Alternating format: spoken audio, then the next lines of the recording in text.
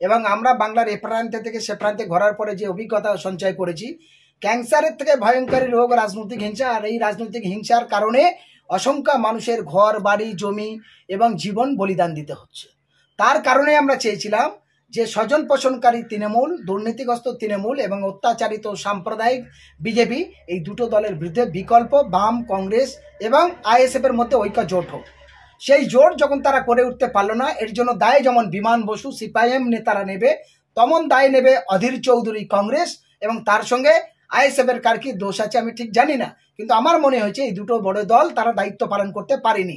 কারণ তাদের সঙ্গে যে সমস্ত দলের কোনো অস্তিত্ব ছিল না, সেই আপনার আরএসপি যাদের 1% ভোট নেই জয়নগর লোকসভা কেন্দ্রে, তারা প্রার্থী দিয়ে যাচ্ছে। লজ্জা থাকা দরকার। যে ফরওয়ার্ড ব্লকের 1% ভোট নেই তারা তর্ক করছে, লজ্জা থাকা দরকার। এবং বিমান বসু, অধীর চৌধুরীদের, কংগ্রেস আর বামপন্থীদের উচিত ছিল আইএসএফ এর সঙ্গে সঠিকভাবে জোট গঠন করে আগানো, এবং আইএসএফ এরও উচিত ছিল সঠিকভাবে জোট প্রক্রিয়াটা সঠিকভাবে তৈরি করে আহামারি সিট না নিয়ে কিছু সিট নিয়ে সন্তুষ্টভাবে আগানো। কারণ 2026-এ পুরো বাংলারকে দুটো দলকে উৎখাত করে নতুন গভর্নমেন্ট তৈরি করে নতুন পরিবর্তন তৈরি করার জন্য, নতুন ইতিহাস গড়ার জন্য পাখির চোখ করে আগানোটা উচিত ছিল, আমরা মনে করেছি। সে জায়গায় দাঁড়িয়ে যখন জোট হয়নি, তাহলে বিকল্প কি? সেই তো লোকসভা নির্বাচনের পর যাহা তৃণমূল তাহা বিজেপি, আর যাহা বিজেপি তা তৃণমূল, এই দুটো দলেই ভাগাভাগি করবে। আর অন্য সাধারণ মানুষ তারা অত্যাচারিত হবে, যারা নিচু বর্ণে, নিচুতে গ্রামগঞ্জের মধ্যে যারা আইএসএফ করছে, গ্রামগঞ্জের মধ্যে যারা কংগ্রেস করছে, গ্রামগঞ্জের মধ্যে যারা সিপিআইএম করছে, দেড় লেখা ঝান্টা লাগানো, ভোটে ক্যাম্পেইন করা, বুথে বসা, তার জন্য পরে তো তারাই অত্যাচারিত হবে। সেই জন্য করে আমরা এই সকল সাধারণ ভোটার নাগরিকদের কাছে আবেদন রাখছি যে মানুষের ঐক্য জোট করে, সিপিএম এর নেতারা শুনলো না, আইএসএফ এর নেতা শুনলো না, কংগ্রেসের নেতা শুনলো না, দরকার নেই তাদের প্রত্যাখ্যান করুন। আপনারা সিদ্ধান্ত নিন যে সমস্ত উল্লেখযোগ্য ভালো ক্যান্ডিডেট, যাদের মধ্যে দিয়ে বাংলা সহ গোটা ভারতবর্ষ কাঁপবে, সেই রকম ব্যক্তিত্ব, সেরকম ক্যান্ডিডেটকে আপনারা ভোট দিয়ে জয়যুক্ত করুন। সেই ক্যান্ডিডেটগুলোর মধ্যে আমরা যেমন তিনটে দলের মধ্যে কোন কোন প্রার্থীদের সমর্থন জানাচ্ছি, যেমন সিপিআইএম প্রার্থীর মধ্যে যাদবপুর কেন্দ্রে সুজন ভট্টাচার্য, তমলুকে সায়ন ব্যানার্জি, দমদম কেন্দ্রে সুজন চক্রবর্তী, মুর্শিদাবাদ কেন্দ্রে মোহাম্মদ সেলিম, দক্ষিণ কলকাতা কেন্দ্রে সায়রা হালিম। সিপিআইএম এর এই 5টা প্রার্থীর আমরা সমর্থন করছি। অন্যান্য প্রার্থীদের ভোট দেওয়ার কোনো অবকাশ নেই। বেফালতু ভোট দিয়ে ভোট নষ্ট হবে, তাতে লাভ কিছু হবে না, লাভ হবে তৃণমূল বিজেপি। তার সাথে সাথে কংগ্রেসের 3টে প্রার্থীর আমরা সমর্থন জানাচ্ছি, রায়গঞ্জ, দার্জিলিং এবং উত্তর কলকাতায় প্রদীপ ভট্টাচার্য। এই 3জনকে ভোট, বাকি অন্যদের ভোট দেওয়া মানে ভোটটা কাটা যাবে, ভোট পচে যাবে, ভোট নষ্ট হবে, তাতে লাভ হবে না, লাভ হবে তৃণমূল বিজেপির। এবং তার সাথে সাথে আইএসএফ এর যেমন আমরা জয়নগর লোকসভা কেন্দ্রে, মোত্তাপুর লোকসভা কেন্দ্রে, ডায়মন্ডহাবার লোকসভা কেন্দ্রে, বারাসাত লোকসভা কেন্দ্রে, জঙ্গিপুর লোকসভা কেন্দ্রে এবং বসিরহাট লোকসভা কেন্দ্রে, এই সমস্ত এলাকাগুলো আমরা আইএসএফ এর প্রার্থীদের ভোট দিয়ে জয়যুক্ত করতে চেয়েছি। তার কারণ এই জায়গায় যে যদি জয়নগরের কথা বলি, এখানে আরএসপির 1% ভোট নেই, তাহলে তাদের ভোট দেওয়া মানে ভোটটা নষ্ট হবে। তাহলে এখানে লড়াই হবে আইএসএফ ভার্সেস তৃণমূলের। সেই জায়গায় দাঁড়িয়ে তৃণমূলকে হারে মেঘনাথ হালদার মাস্টারমশাই তিনি বিপুল ভোটে জয়যুক্ত হয়ে যাওয়ার সম্ভাবনা তৈরি হয়েছে। মোত্তাপুর লোকসভা কেন্দ্রে আইএসএফ এর যিনি প্রার্থী, তিনি বিপুল ভোটে অজয় কুমার দাস এক্স আইপিএস, তিনি জেতার মতো সম্ভাবনা জায়গা তৈরি হয়েছে। এখানে বিজেপির কোনো ফাংশন না, এখানে সিপিআইএম এর কোনো ফাংশন না। এখানে প্রার্থী দিয়ে সিপিএম এর ভোট দেওয়া, বিজেপির ভোট দেওয়া মানে নষ্ট হবে। ফলে জঙ্গিপুর ক্ষেত্রে তাই তৈরি হয়েছে এবং অন্যান্য জায়গাগুলো তাই তৈরি হয়েছে। এই কটা লোকসভা কেন্দ্রে আমরা জনগণের কাছে আবেদন করব, এই কয় কেন্দ্রে ভোটারদের কাছে আবেদন করব, সিপিএম, কংগ্রেস, তৃণমূল ইত্যাদি ইত্যাদি কি দল বলছে, আইএসএফ কি বলছে, সব ছেড়ে দিন।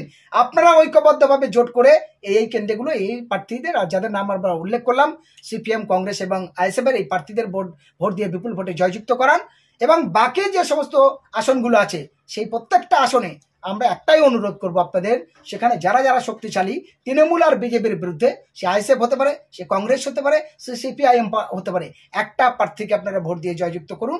তাহলে বাংলার নতুন ইতিহাস তৈরি হবে যে বাংলার এতদিন ভোটারদের নিয়ে খেলেছে রাজনৈতিক নেতারা, এবার ভোটাররা নেতাদের খেলাতে পারে, সেই ইতিহাস তৈরি করতে হবে। তার জন্য আপনাদের মাধ্যমে আমরা ভোটারদের কাছে আবেদন রাখছি এবং সাধারণ ভোটার, নাগরিক, শুভবুদ্ধি সম্পন্ন মানুষের কাছে অনুরোধ রাখবো, এই সমস্ত ইউটিউব চ্যানেলগুলো বেশি বেশি করে শেয়ার করুন, প্রত্যেকটা হোয়াটসঅ্যাপ, ফেসবুকের গ্রুপের মধ্যে দিন, বাংলার প্রত্যেকটা শুধু নাগরিকের কাছে গিয়ে পৌঁছাতে পারে, সেই আবেদন আপনাদের মাধ্যমে জনগণের কাছে রাখছি এবং আপনাদের সকলকে ধন্যবাদ এবং স্বাগত। এই যে 2021 সাল এবং 19 সালে যে লোকসভা গিয়েছে, তারপর থেকে বিগত 5 বছরে যারা নতুন ভোটার, একেবারে যারা ইয়ং জেনারেশন, যারা নতুন ভোট দেবেন এই 24 সালে লোকসভা, তাদের উদ্দেশ্যে কি বার্তা দেবে? তাদের আমরা আন্তরিক শুভেচ্ছা জানাই যে নতুন ভোটার হিসাবে, কারণ তারা নিজেরা চোখে দেখেছে গত পঞ্চায়েত নির্বাচনে যে সন্ত্রাস সৃষ্টি হয়েছে, একদিকে বিজেপি আর একদিকে আপনার তৃণমূল কংগ্রেসের মধ্যে দিয়ে অনেক জায়গায় ভোট হয়নি, অনেক জায়গায় ভোট হলে ভোটের ক্যাম্পেইনে গোনানো নেয় গিয়ে সেখানে মারধর করে কেড়ে দিয়েছে। ফলে মানুষ এই অত্যাচারটা দেখেছে। এই বিজেপি বাংলায় এখন কিচ্ছু নেই, তারপরেও সেই বিজেপি বাসন্তী লোকসভার মধ্যে দুটো মহাবাডান ছেলেকে মেরে হাত পা ভেঙে চুরমার করে দিয়েছে। বর্তমান তারা মৃত্যুর সঙ্গে পাঞ্জা করছে, কলকাতায় চিত্তরঞ্জন হসপিটালে ভর্তি। ফলে তারা ক্ষমতায় আসেনি যদি এই অবস্থা থাকে, আর ক্ষমতা থাকলে কি করবে? বাবুল সুপ্রিয়ার নেতৃত্বে আসানসোলে ইমাম রশিদের ছেলেকে প্রকাশ্য দিনের বেলা সকাল 10টায় খুন হয়েছে। রফিক বাসন্তীর চড়াবিদ্যায় পিটিয়ে খুন করা হয়েছে, আনিস খানকে খুন করা হয়েছে। ফলে এই তৃণমূল বিজেপির চেহারা মানুষ বুঝতে পারছে।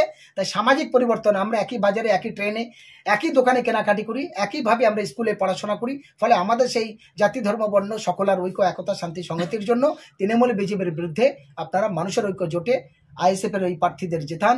আমরা যে কটা আসনের নাম করেছি এবং যে কটা সিপিআইএম প্রার্থীদের নাম করেছি এবং 3টে কংগ্রেসের প্রার্থীদের নাম করেছি, তাদেরকে ভোট দিন। এবং অন্যান্যগুলোয় তাদের উচিত শিক্ষা দেওয়ার জন্য, সঠিক বাংলার ইতিহাস গড়ার জন্য।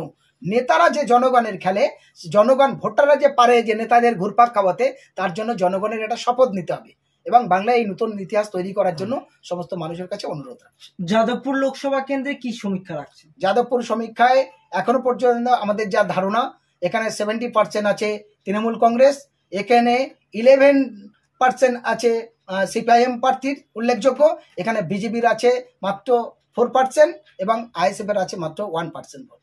এই জায়গা দাঁড়িয়ে এখানটায় সিপিআইএম প্রার্থী অনেকটা 11% আগিয়ে রয়েছে এবং নিশ্চিতভাবে আমরা বিশ্বাস করি যে সুজয় ভট্টাচার্য জিতবে। এই যে বসিরহাট লোকসভার মধ্যে আইএসএফ এর যে আগিয়ে রেখেছেন এবং ওই জায়গায় যে সন্দেশখালী একটা ব্লক পড়ে, সেখানে সংখ্যালঘুরা বিভিন্ন দিকে একটা হাতামাতা খুঁজে পাচ্ছে না যেটা বলে, কি বলবেন তাদের উদ্দেশ্যে? আমরা সন্দেশখালী সহ গোটা বসিরহাট লোকসভা কেন্দ্রের হিন্দু, মুসলমান, দলিত, আদিবাসী সকলের কাছে বলতে চাই, এতদিন ধরে আপনারা ওখানে সিপিআইএম প্রার্থীদেরও দেখেছেন এবং তৃণমূলের যে হাজী নুরুল ইসলাম ভোটের সুবিধার জন্য যে শিব পুজো করতে হয়, হ্যাঁ, রাজনীতির যে মানুষের নিয়ে একটা খেলা দেখাতে হয়, ম্যাজিক খেলা, তাই শুরু করেছে। সেই উচিত শিক্ষা দেওয়ার জন্য বসিরহাটে আইএসএফ প্রার্থীদের অনেকটা আগিয়ে আছে অলরেডি ভাবে ভোট পার্সেন্ট অনুযায়ী, এবং এবারে তিনি বিপুল ভোটে জিতবে এবং বিজেপি আর তৃণমূল মুখ থাবলাবে। আপনার নাম এবং পরিচয়? আমার নাম হোসেন গাজী, আমি দেশ বাঁচাও সামাজিক কমিটির রাজ্য সম্পাদক এবং তথাকথিত আমি একাধিক মানবাধিকার সংগঠনের সঙ্গে দায়িত্ব আছে। আমি সোশ্যাল ওয়ার্কার, একজন সামাজিক মানুষ হিসাবে বাংলায় ঘুরে বাংলার যে চেহারা তৈরি হয়েছে সেখানে দাঁড়িয়ে আপনাদের মাধ্যমে বাংলার মানুষের এই বার্তা দিতে চাই। তাদের উচিত শিক্ষা দেওয়ার জন্য, সঠিক বাংলার ইতিহাস গড়ার জন্য। নেতারা যে জনগণের খেলে, জনগণ ভোটাররা যে পারে যে নেতাদের ঘুরপাক খাওয়াতে, তার জন্য জনগণের একটা শপথ নিতে হবে এবং বাংলায় এই নতুন ইতিহাস তৈরি করার জন্য সমস্ত মানুষের কাছে অনুরোধ রাখছি। যাদবপুর লোকসভা কেন্দ্রে কি সমীক্ষা রাখছে? যাদবপুর